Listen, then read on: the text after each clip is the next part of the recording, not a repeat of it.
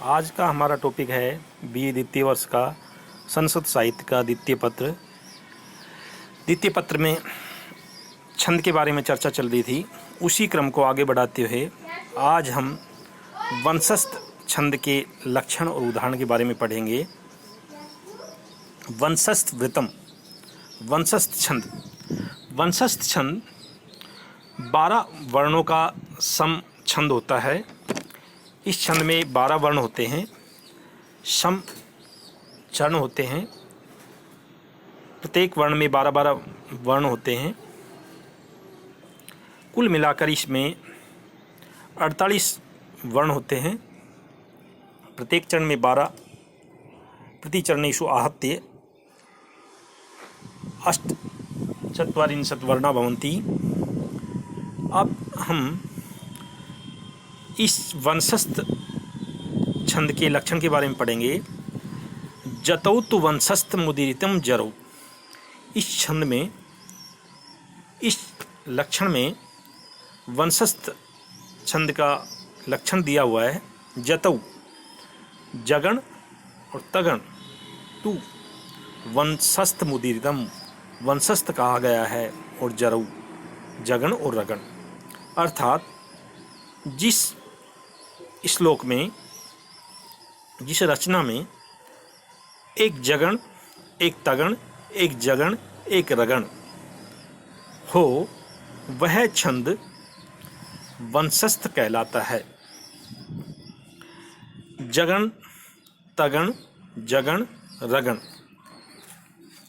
12 वर्ण, 4 गण। 4 गण में पहला जगण, दूसरा तगण, तीसरा जगण, चौथा रगण। इस प्रकार से 4 गण हुए। अब वंशस्थ छंद का उदाहरण देखेंगे। भवन्ति नम्रास्तर्वय फलोद्गमयी नवाम्बुभूरिर्विलम्बिनो घना अनुदत्ता सत्पुरुषा समृद्धिभिः स्वभाव एवेश परोपकारिणाम। भवन्ति, पहले इसमें हम इसके गण बनाएंगे। भय लघु, वय में आधा न आ जाएगा, न गुरु हुआ, गुरु हो गया, ती लघु, न में आधा में आ जाएगा, न गुरु, माँ गुरु, तय लघु, रै लघु, वै गुरु, भय लघु, लो गुरु, गै लघु, मई गुरु। इस प्रकार से लघु गुरु गुरु, जय भा न, गुरु गुरु लघु, ता रा जय, लघु गुरु लघु, गुरु लघु, जय भा न, लघु गुरु गुरु, रै रै रा जय भा। तो इस प्रकार जगण, तगण, जगण, रगण। इस श्लोक में एक जगण आ रहा है, एक तगण आ रहा है, एक जगण आ रहा है, एक रगण आ रहा है। तो इस श्लोक में वंशस्थ छंद हुआ। इसी प्रकार इसके दूसरे चरण में भी 12 वर्ण हैं। वही जगण, तगण, जगण, रगण लक्षण घट रहे हैं। तीसरे चरण में अनुदत्ता सत्पुरुषा समृद्धि भी, इसमें भी जगण, तगण, जगण, रगण। इसी प्रकार चौथे चरण स्वभाव एवेश परोपकारिणाम, इसमें भी जगण, तगण, जगण, रगण। इस प्रकार इसके प्रत्येक चरण में 12 वर्ण, 4 गण। 4 गण होने के बाद इसमें चारों गुण में जगण प्रथम, तगण द्वितीय, तृतीय जगण, चतुर्थ रगण। इस प्रकार इसमें वंशस्थ छंद हुआ।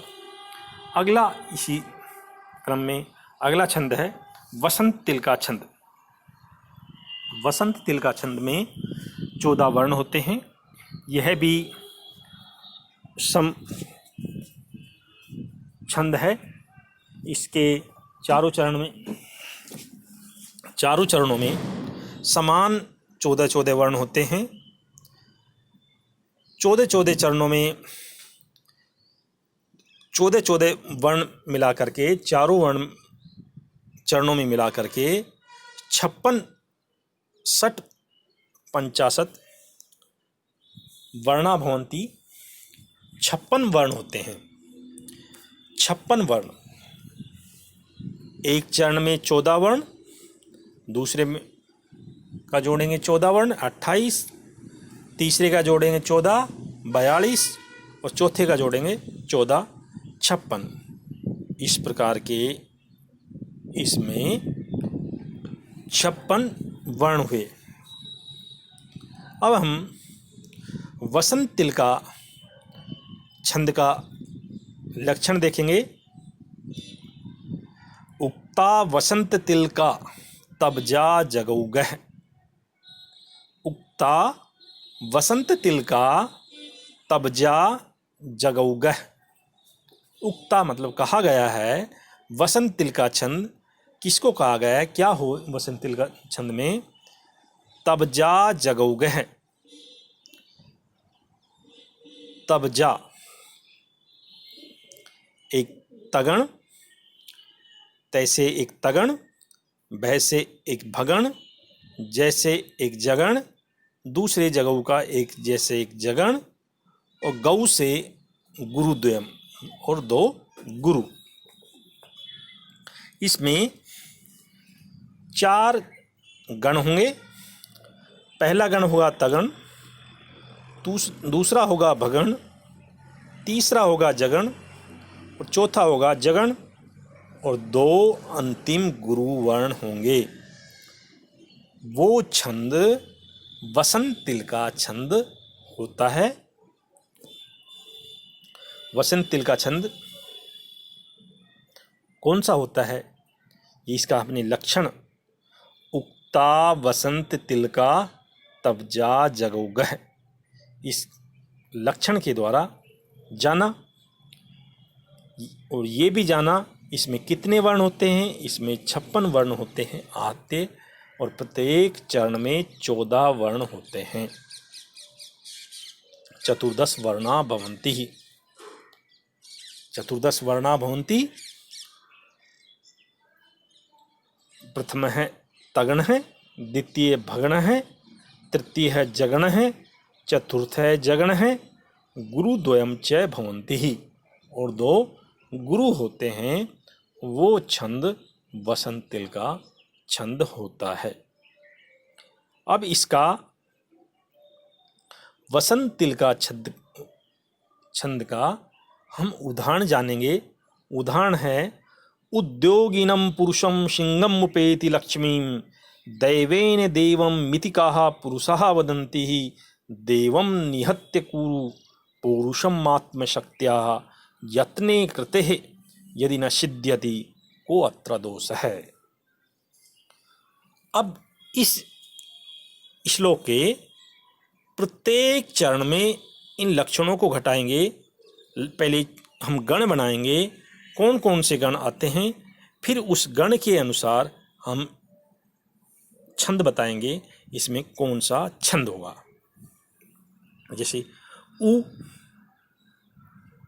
द्यो, उ लघु है लेकिन द्यो का द्य संयुक्त वर्ण है। द्यो उसका आधा वर्ण इसमें उ में मिल जाएगा तो उ गुरु हो जाएगा। उ गुरु, 2 गुरु, गी लघु, उद्योगी। इस प्रकार ये ताराज्य ये बन गया अपने पास तगण।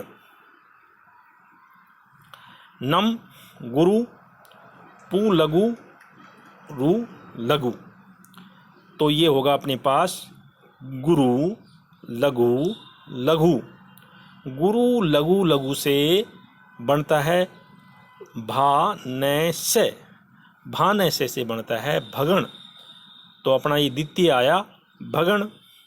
तीसरा हम देखेंगे श सी सिंह का अनुस्वार इसमें आ गया सी, सी गुरु हो गया, है लघु तो बन गया जय भा न जगण। मू लघु, पई गुरु, ती लघु, इस प्रकार यह भी बना जय भा न जगण। लय में क्षय आदक्षय, लय में आ जाएगा, ये गु लघु हो जाएगा और मी ये भी गुरु हो जाएगा, तो अंतिम दो वर्ण गुरु हुए। अंतिम लय लघु है लेकिन बाद में संयुक्त वर्ण है, आधा अक्षर है, आधा अक्षर हलंत वर्ण है जो पूर्ण वर्ण में मिल जाता है। पूर्ण वर्ण में मिलने के कारण वो गुरु बन जाता है, तो लय गुरु हो गया और मी लघु है ही, गुरु है ही। तो इस प्रकार से लय गुरु और बी गुरु, ये अंतिम दो गुरु हुए। तो अपने पास इसमें लक्षण घटाने के बाद तगण, भगण, जगण, जगण और दो गुरु, इस प्रकार ये जो लक्षण आए हैं, ये जो गण आए हैं, ये गण तगण, भगण, जगण, जगण, दो गुरु, ये वसंत तिल का छंद का लक्षण में गण घटते हैं। इस कारण से इसमें वसंत तिल का छंद है। वसंत तिल का छंद में भी बताया गया था एक तगण, एक भगण, दो जगण और दो गुरु, तो इस कारण से इसमें वसंत तिल का छंद हुआ।